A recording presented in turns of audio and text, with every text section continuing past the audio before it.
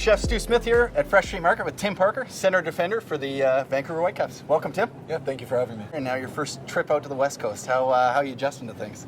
I like it. I think it was long overdue for me to get out of New York. Really, so it's good. It's been a good experience so far. Is there a comfort food that you turn to when you're...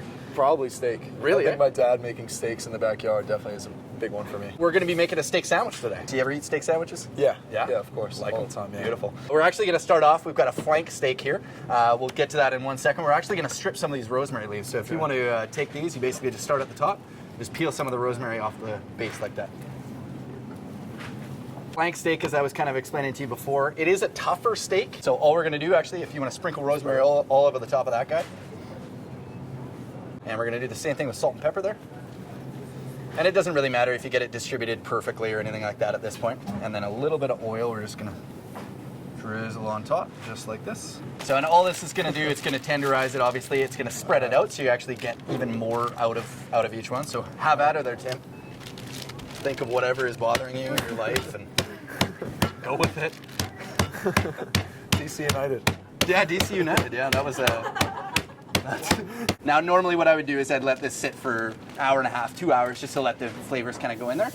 But we're actually going to place the entire thing right on top. We're going to go about 3-4 minutes per side. You actually just got recently called up to the men's national team. Yeah. I mean, how was that for you? It was really cool. Yeah. I got called into the January camp, which was like, it was a month of training in LA. Fantastic. And then we ended it with 2 friendlies, actually, one against Canada and one against Iceland. And you lost against Canada? No. Damn. I didn't get a chance to get my first cap, Oh, okay. but it was still it was a great experience just being with some of those guys that obviously you look and have been watching for the last couple of years. Yeah, so it's for kind of sure. shell shocking, but at the same time it was great. Now, how do you know when to flip it? Is it when it starts to bleed? Very good point. Yeah. Touch right there. That's rare. Okay. Medium rare. So you touch So those two as you together. go. Okay. Medium. Next one along. Okay. Medium well. That's pretty. Well. That's good to know. There you go, man. Instead, I don't have to cut it open all the time. Exactly, yeah. Oh, that's sacrilegious. You can't be cutting a steak open halfway between.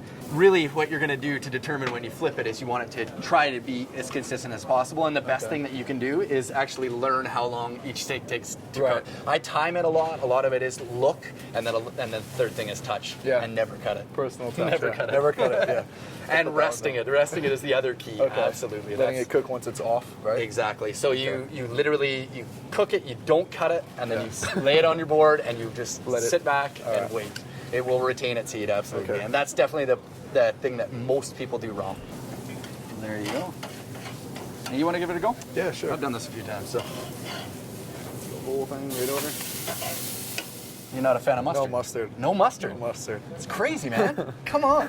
Mustard is the greatest thing on earth. And only tomatoes on like a sandwich. Only Not by tomatoes on a themselves. sandwich. I do have some roasted garlic aioli there, and I'm gonna make my own over here on the side with some grainy mustard because grainy mustard is great. So give that a whirl. The thumb test? Yeah. Which one? This Remember one? what it was? Yeah, there you go.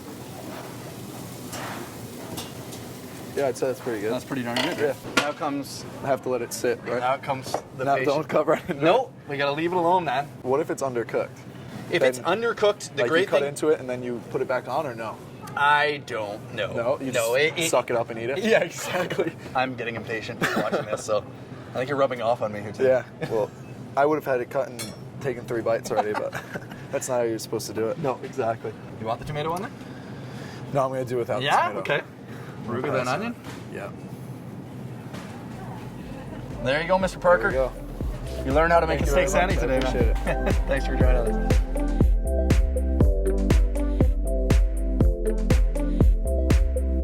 Who's the locker room jokes? Him. Him? Yeah, for sure. That's him. Yeah, I can tell that. 100%. What about Kendall though?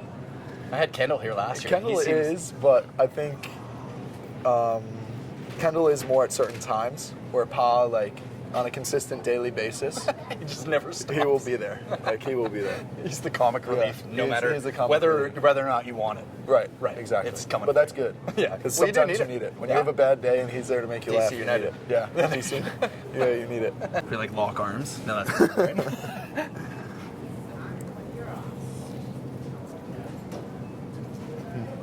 Pretty good? Pretty good.